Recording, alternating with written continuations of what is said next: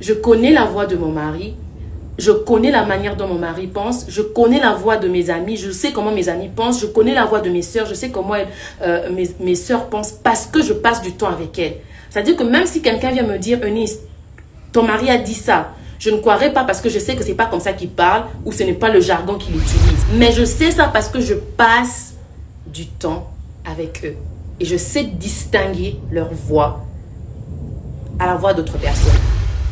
Combien de fois on préfère entendre quelqu'un autour de nous qui a dit « Le Seigneur m'a dit que ton chemin c'est ça. Le Seigneur m'a dit que tu feras ça. Le Seigneur m'a dit que tu arriveras à telle chose. » Oui, c'est bien beau que le Seigneur t'a dit ou t'ait dit. Mais il faut d'abord que le Seigneur me parle. Parce que la prophétie n'est là que pour confirmer quelque chose que nous sentons à l'intérieur de nous déjà. Dieu nous parle toujours, et j'insiste sur cela. Dieu nous parle toujours avant de parler aux autres. Dieu nous parle toujours avant de parler aux autres. Lorsqu'il parle aux autres, c'est pour que les autres deviennent une confirmation de ce qu'il a dit à l'intérieur, ce qu'il avait déjà dit à l'intérieur de nous. Chers internautes, suivez tous DKTO TV, votre chaîne des divertissements. Abonnez-vous massivement et activez les notifications pour ne rien manquer. Abonnez-vous.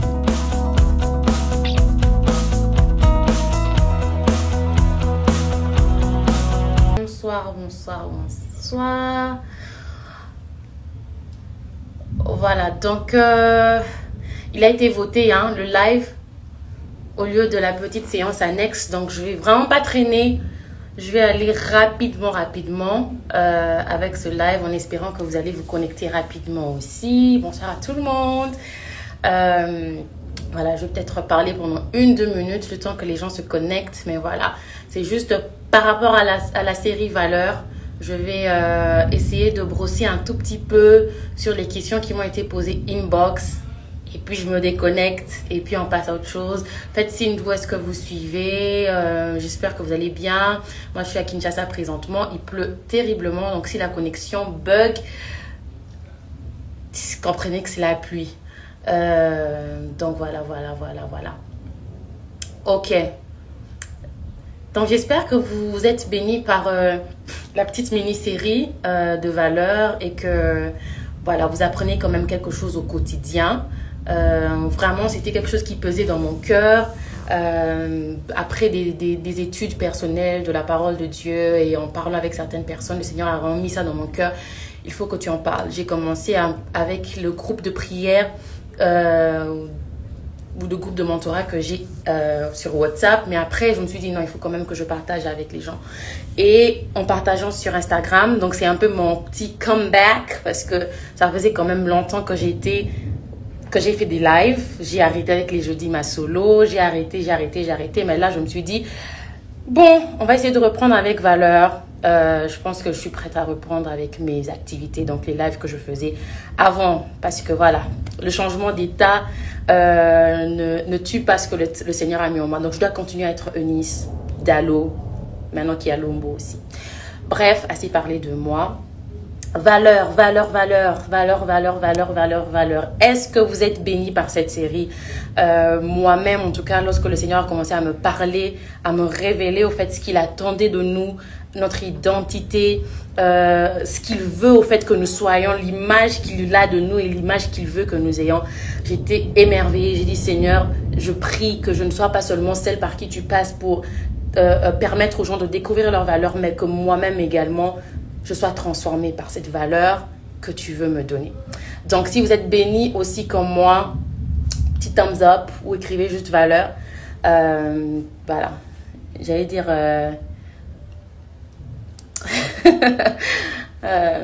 j'allais dire dites amen que je continue, mais bon, on va pas dire amen que je continue.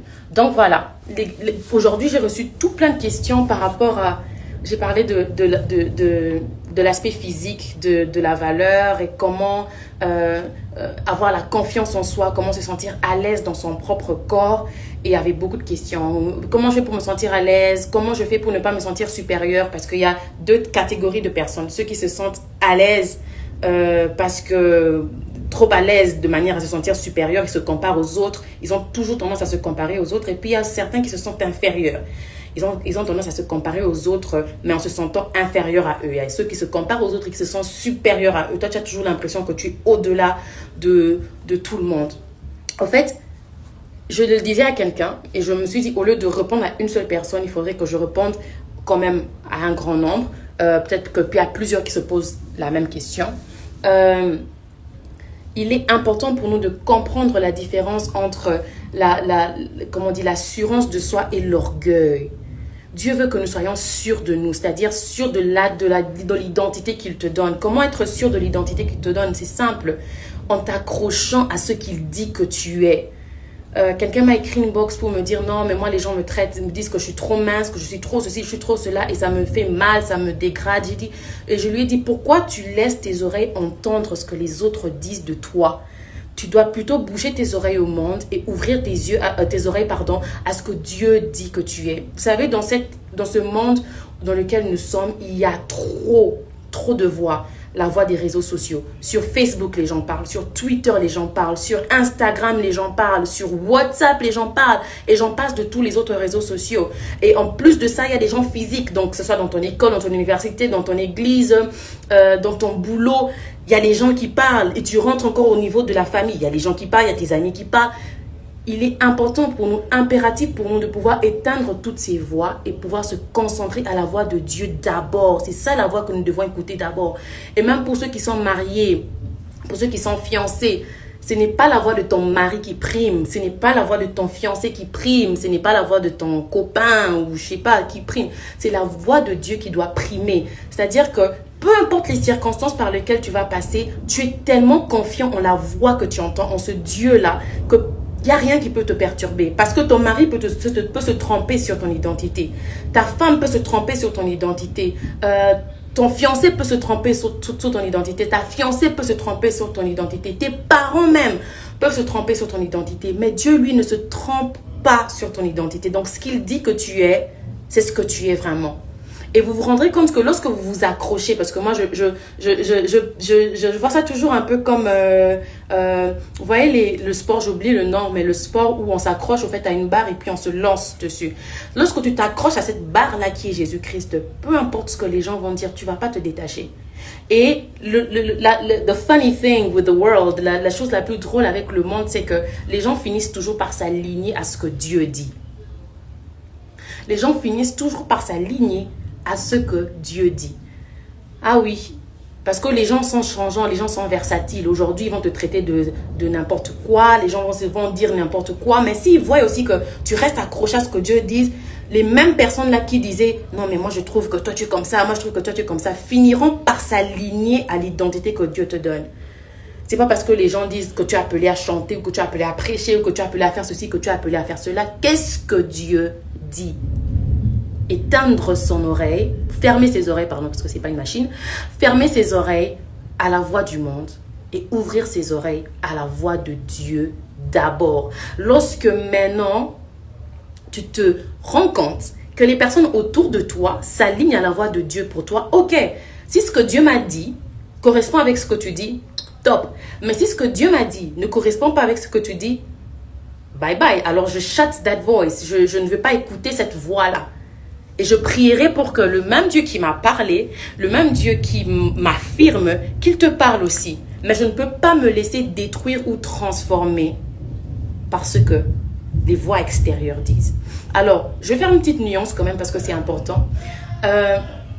Les voix des personnes autour de nous, Dieu peut passer aussi par les personnes autour de nous pour nous parler. Oui, mais j'insiste, il faut que ce que les gens disent ou les personnes autour disent correspond à ce que Dieu te dit. C'est-à-dire que les personnes autour ne sont là que pour confirmer. Ils ne sont pas là pour t'informer. Ils sont là pour confirmer. Confirmer quelque chose que tu sais déjà au fond de toi. Il y a une histoire de la Bible, le vieux prophète et le jeune prophète. Dieu envoyait le jeune prophète en lui donnant une mission particulière à accomplir. Et il se retrouve sur ce chemin. Dieu lui demande, quand je t'enverrai sur ce chemin-là, n'écoute personne. Je paraphrase l'histoire pour aller rapidement. N'écoute personne, ne t'arrête pas, ne passe pas la nuit dans cette ville-là, traverse la ville et va accomplir la mission que je t'ai donnée.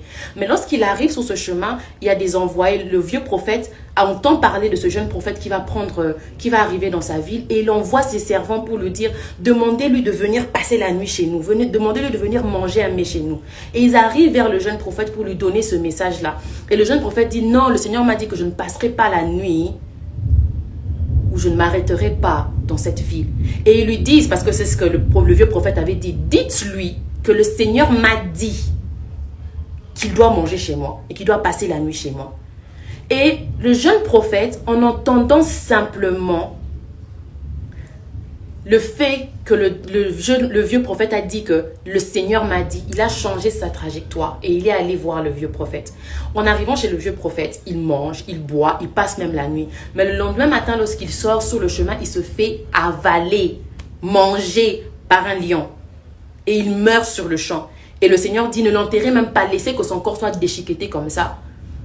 Vous imaginez un peu quelle fin triste. Simplement parce qu'il a préféré écouter le vieux prophète qui lui a dit que le Seigneur m'a dit. Et même quand le jeune prophète est mort, le vieux prophète qui dit, au fait, le Seigneur ne m'avait pas dit. Combien de fois on préfère entendre quelqu'un autour de nous qui a dit, le Seigneur m'a dit que ton chemin c'est ça. Le Seigneur m'a dit que tu feras ça. Le Seigneur m'a dit que tu arriveras à telle chose. Oui, c'est bien beau que le Seigneur t'a dit ou t'ait dit. Mais il faut d'abord que le Seigneur me parle. Parce que la prophétie n'est là que pour confirmer quelque chose que nous sentons à l'intérieur de nous déjà. Dieu nous parle toujours, et j'insiste sur cela. Dieu nous parle toujours avant de parler aux autres. Dieu nous parle toujours avant de parler aux autres. Lorsqu'il parle aux autres, c'est pour que les autres deviennent une confirmation de ce qu'il a dit à l'intérieur, ce qu'il avait déjà dit à l'intérieur de nous. Quelqu'un est en train de demander, mais comment Dieu parle? Moi, Dieu ne me parle pas. Non, croyez-moi sincèrement, Dieu parle tantôt d'une manière, tantôt d'une autre. Ça peut être par une voix, ça peut être par des rêves qu'il te donne, ça peut être par des convictions internes. Moi, par exemple, Dieu ne m'apparaît pas. Eunice, ma fille, fais ceci, fais cela. Moi, Dieu me parle simplement par la conviction de mon cœur. Et c'est pourquoi je dis toujours aux gens, si je ne sens pas quelque chose, je ne fais pas. Que tu sois le pape, que tu sois, je sais pas, le plus grand pasteur, le plus grand prophète du monde, je ne le ferai pas. Parce que mon cœur me dit de ne pas le faire. Mais ça m'a pris du temps de comprendre que c'est comme ça que le Seigneur me parlait, que Dieu me parlait simplement par la conviction de mon cœur. Peut-être il faudrait que tu découvres comment Dieu te parle. Est-ce qu'il te parle par des songes? Est-ce qu'il te parle par des rêves? Est-ce qu'il te parle comme moi par des convictions? Est-ce qu'il te parle par la manière dont tu regardes? Il y a des personnes qui sont simplement, Dieu leur parle simplement par l'observation. Tu regardes quelque chose, tu dis, j'ai l'impression qu'il y a un problème ici. C'est Dieu qui a mis ce truc-là en toi. Découvre. Mais il est impossible pour toi de comprendre la manière dont Dieu te parle si tu ne passes pas du temps avec lui. Je connais la voix de mon mari. Je connais la manière dont mon mari pense. Je connais la voix de mes amis. Je sais comment mes amis pensent. Je connais la voix de mes soeurs. Je sais comment mes soeurs pensent parce que je passe du temps avec elles. C'est-à-dire que même si quelqu'un vient me dire, Eunice, ton mari a dit ça, je ne croirais pas parce que je sais que ce n'est pas comme ça qu'il parle ou ce n'est pas le jargon qu'il utilise. Si quelqu'un veut me dire, Rohan, ta soeur a dit ça, je ne croirais pas parce que je sais comment elle parle et je sais le jargon qu'elle utilise. Mais je sais ça parce que je passe du temps avec eux. Et je sais distinguer leur voix à la voix d'autres personnes. C'est comme ça. C'est comme ça avec Dieu. Donc, il faudrait que toi aussi tu découvres comment Dieu te parle. Mais pour découvrir comment Dieu te parle, il faut que tu passes du temps avec lui. Quelqu'un demande, mais comment on fait pour passer du temps avec Dieu? Mais simplement, dans l'intimité. D'autres personnes te disent, il faut beaucoup prier. Oui, prier, c'est l'idée, le concept général. Mais la prière, c'est pas seulement se mettre à genoux, être là, Shekerebe, Seigneur, parle-moi. Non, pas du tout. Passer du temps avec Dieu, c'est passer du temps dans sa présence, c'est-à-dire lire sa parole. Lorsqu'on lit la parole de Dieu, on comprend comment Dieu parlait aux autres. On comprend comment Dieu fonctionne. C'est vrai que Dieu n'est pas monotone, ça veut dire qu'il n'agira pas avec tout le monde de la même manière. Mais lorsque je lis sa parole, il m'ouvre l'esprit. C'est-à-dire que même pendant que je suis en train de lire la parole de Dieu, la manière dont les versets deviennent un réma pour moi, c'est par la conviction de mon cœur. Et c'est comme ça que j'ai commencé à comprendre. Lorsque je ne lis pas la parole de Dieu, alors je prie. Et prier, c'est pas seulement parler à Dieu, c'est un dialogue, c'est-à-dire qu'il parle et je lui parle aussi. Mais comment l'écouter? Est-ce que Dieu parle par une voix audible? Justement, Dieu a plusieurs manières de parler. Lorsque je passe du temps dans sa présence, et moi j'ai vraiment une manière atypique à moi de vivre ma relation avec Dieu. Je peux passer du temps avec lui-même dans la voiture pendant que je suis en train de conduire. Je mets juste de la musique et j'écoute la musique, et ça dépend de quelle musique. Hein. Il y a des chantres qui chantent, mais qui ne chantent pas pour Dieu. Comme quelqu'un disait, il y a banzembo nzambe, nanzembo po nanzambe.